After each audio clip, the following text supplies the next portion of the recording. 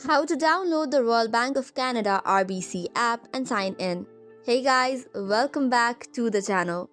In order to download the RBC Royal Bank of Canada mobile app, here is the process.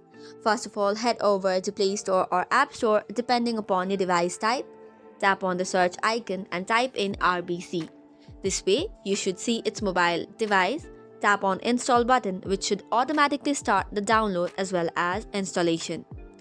Another process to download would be heading over to its official website and tapping on the Install button for the mobile app.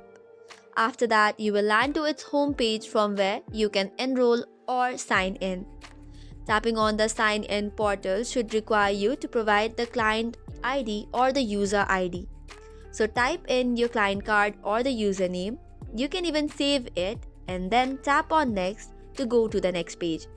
Thereby you have to provide in your password, and once that is done, you should be logged in. So that's it for today's video. For more such contents, do not forget to hit the like and subscribe button. Thank you and keep watching.